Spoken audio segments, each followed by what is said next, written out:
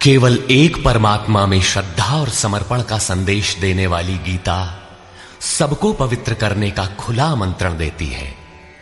सृष्टि में कहीं भी रहने वाले अमीर अथवा गरीब, कुलीन तथा आदिवासी, पुण्यात्मा और पापी, स्त्री और पुरुष, सदाचारी एवं अत्यंत दुराचारी, सबका इसमें प्रवेश है। विशेषकर गीता पापियों के ही उद्धार का सुगम पथ बताती है। पुण्यात्मा तो भजते ही हैं। प्रस्तुत है उसी गीता की अद्वितीय व्याख्या यथार्थ गीता का कैसेट प्रसारण।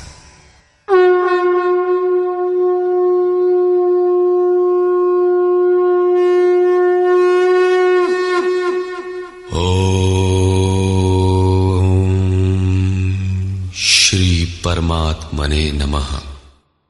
यथार्थ गीता श्रीमद् भगवत गीता अथ द्वितीयो अध्यायः। प्रथम अध्याय गीता की प्रवेशिका है, जिसमें आरंभ में पथिक को प्रतीत होने वाली उलझनों का चित्रण है।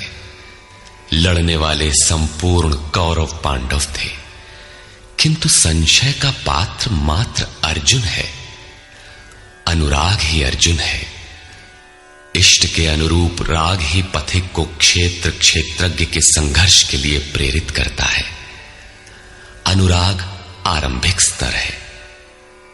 पूज्य महाराज जी कहते थे, सदगृहस्थ आश्रम में रहते हुए ग्लानि होने लगे, अश्रुपात होता हो, कंठ अवरुद्ध होता हो, तो समझना कि यहीं से भजन आरंभ हो गया। अनुराग में ये सब कुछ आ जाता है।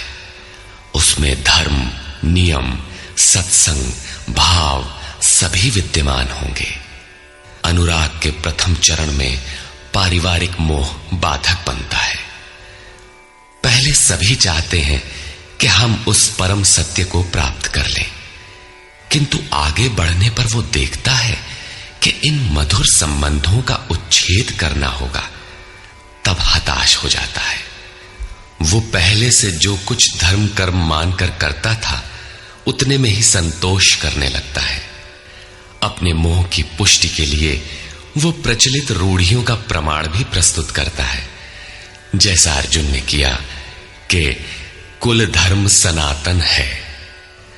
युद्ध से सनातन धर्म का लोप होगा, कुल क्षय होगा, स्वैराचार फैलेगा। ये अर्जुन का उत्तर नहीं था, बल्कि सद्गुरु के सान्निध्य से पूर्व की अपनाई गई एक कुरीति मात्र थी। इन्हीं कुरीतियों में फंसकर मनुष्य पृथक पृथक धर्म, अनेक संप्रदाय, छोटे बड़े गुट और असंख्य जातियों की रचना कर लेता है। कोई नाक दबाता है, कोई कान फाड़ता है। किसी के छूने से धर्म नष्ट होता है, तो कहीं रोटी पानी से धर्म नष्ट होता है। तो क्या अछूत या छूने वालों का दोष है? कदापि नहीं। दोष हमारे भ्रमदाताओं का है। धर्म के नाम पर हम कुरीति के शिकार हैं, इसलिए दोष हमारा है। महात्मा बुद्ध के समय में केश कंबल एक संप्रदाय था, जिसमें केश को बढ़ाकर कंबल की तरह प्रयोग करने को पूर्णता का मानदंड माना जाता था। कोई गोव्रतिक गाय की भांति रहने वाला था, तो कोई कुक्कुरव्रतिक कुत्ते की तरह खाने पीने रहने वाला था। ब्रह्म विद्या का इनसे कोई संबंध नहीं है। संप्रदाय और कुरीतियां पहले भी थीं, आज भी हैं। ठीक इसी प्रकार कृष्ण काल में भी संप्रदाय थे, कुरीतियां थीं। उनमें से एकाध कुरीति का शिकार अर्जुन भी था। उसने 4 तर्क प्रस्तुत किए। 1, ऐसे युद्ध से सनातन धर्म नष्ट हो जाएगा। 2, वर्ण संकर पैदा होगा।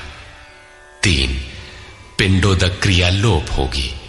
और 4, हम लोग कुलक्षय द्वारा महान पाप करने को उद्यत हुए हैं।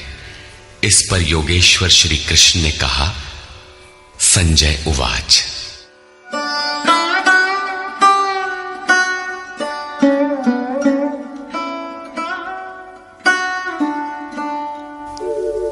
तथा कृपयाविष्टम् अश्रुपूर्णाकुलेक्षणम् विषीदन्तमिदं वाक्यम् उवाच मधुसूदनः।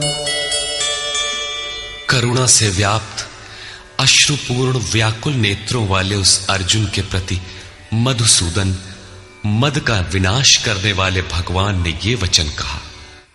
श्री भगवान उवाच।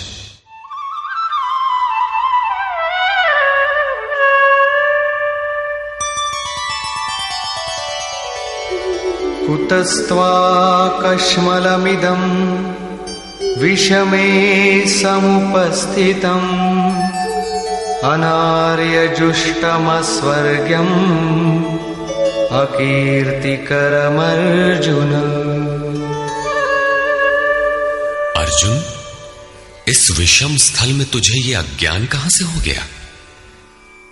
विषम स्थल अर्थात जिसकी समता का सृष्टि में कोई स्थल है ही नहीं, पारलौकिक है लक्ष्य जिसका, उस निर्विवाद स्थल पर तुझे अज्ञान कहां से हुआ? अज्ञान क्यों?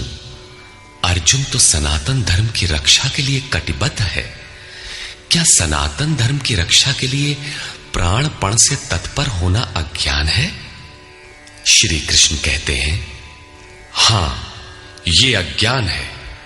न तो संभावित पुरुषों द्वारा इसका आचरण किया गया है, न स्वर्ग ही देने वाला है और न ये कीर्ति को ही करने वाला है।